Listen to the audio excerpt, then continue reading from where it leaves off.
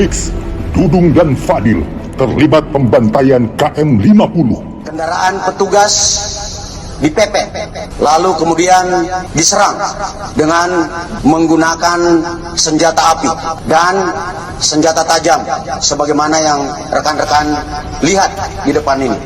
Anggota yang terancam keselamatan jiwanya karena diserang kemudian melakukan tindakan tegas terukur sehingga terhadap kelompok yang diduga pengikut MRS yang berjumlah 10 orang meninggal dunia sebanyak 6 orang. 1. Kendaraan petugas dipepet.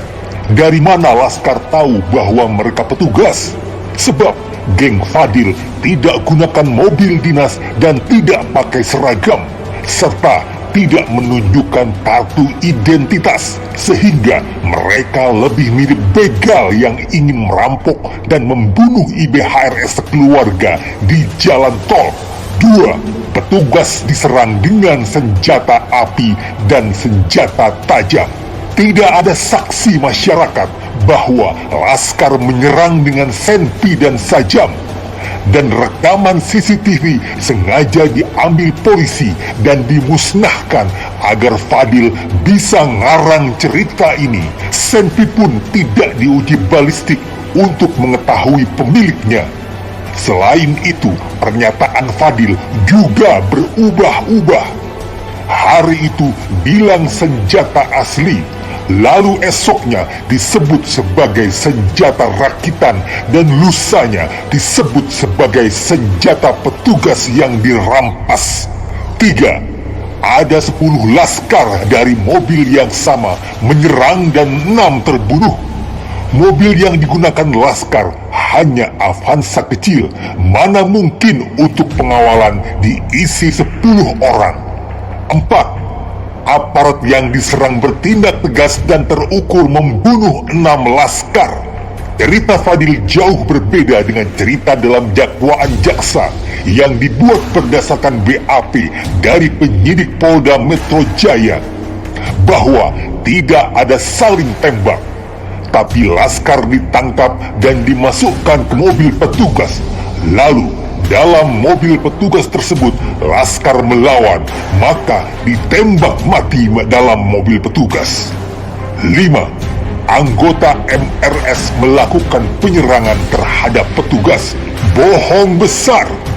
IBHRS sebagai target dan sekaligus saksi korban sudah berulang-ulang kali menyatakan bahwa rombongan beliau sekeluarga diintai, dikuntit, dipepet dan ditembaki, hingga 6 pengawal diculik dan disiksa serta dibantai dengan sadis.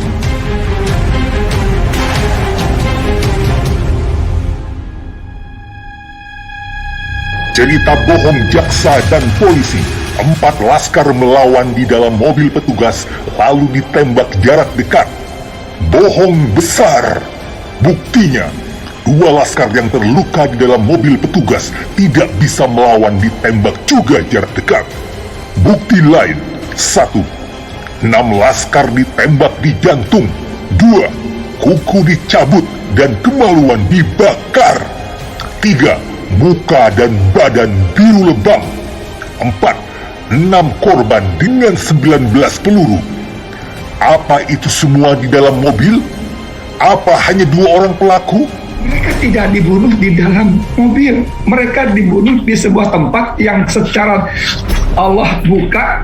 Mereka dibunuh dalam sebut yang namanya rumah penyiksaan, yang kemudian disebutkan sebagai, Komnas HAM mengelak, bukan dari saya informasi itu. Ada rumah penyiksaan. Anda lihat bagaimana ada deskripsi kondisi mayat setelah dipulangkan dari rumah sakit Polri setelah melalui proses yang berumit, dipersulit. Ketika dimandikan jenazah mereka, itu banyak luka, tembakan 3-4 lubang di dalam tubuh mereka. Menyebutkan dari 6, ya misalnya pada AO 33 tahun ada 3 titik merah di dada, luka tembak masuk bengkak dan lebam bagian pipi kiri, kulit bagian punggung melepuh, lecet di bagian kepala sekitar 5 cm, kulit bagian pantat melepuh. Ini bagaimana ceritanya? Apa yang terjadi? Dan itu semua tidak bisa dilakukan di dalam mobil, tidak mungkin. Dan itu semua tidak diungkap oleh Komnas HAM.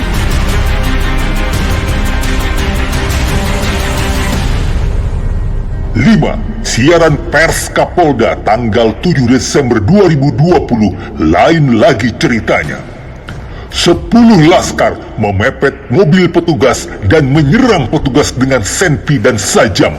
Maka petugas pun terpaksa menembak secara terukur sehingga 6 laskar tewas dan 4 melarikan diri. Andai kata, sekali lagi andai kata, mereka dipepet dan diserang laskar FPI pengawal IBHRS pun sangat wajar, karena mereka diduga sebagai gerombolan begal bajingan. Tapi ternyata laskar pengawal IBHRS hanya menghalangi mereka dari mobil IBHRS dan keluarga tanpa bawa sajam apalagi senpi. Kok bisa Kapolda Metro Anjing Fadil memfitnah bahwa laskar pengawal IBHRS memepet dan menyerang petugas?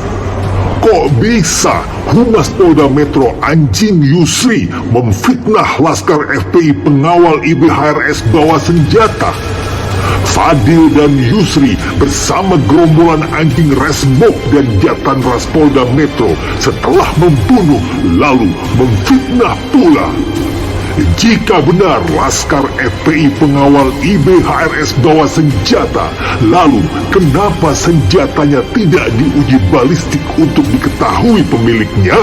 Kenapa pula barang bukti senjatanya berubah-ubah?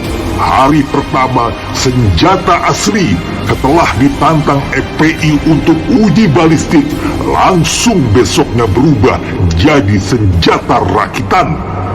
Setelah diserang netizen, hari berikutnya berubah lagi jadi senjata rampasan dari petugas. Andai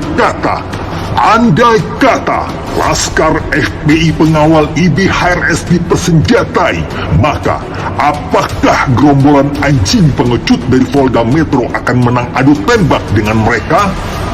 Bahkan gerombolan pengecut anjing Resmob dan Jatan Ras Polda Metro, jika duel tangan kosong lawan laskar FPI pun belum tentu menang. Fadil yang mengaku Gajah Mada ternyata hanya anjing geladak. Fadil ketakutan. Rest area KM50 diratakan dengan tanah untuk hilangkan bukti lokasi, dan gerombolan anak buahnya dipindah ke berbagai tempat untuk hilangkan jejak saksi pelaku. Fadil harus dihabisi, hutang nyawa harus dibayar nyawa. Fix, Dudung dan Fadil terlibat pembantaian KM50. Pembalasan Allah Subhanahu wa Ta'ala akan segera binasakan mereka. Kejahatan geng Dudung dan Fadil saat mobil laskar dipepet, 2 laskar ditembak hingga kritis, 2 laskar kritis disiksa sehingga mati tak tertolong. Lalu 4 laskar yang masih hidup disiksa dan dihabisi juga. Untuk lenyapkan saksi, Jenderal Neo PKI akan tiba saatnya dihabisi.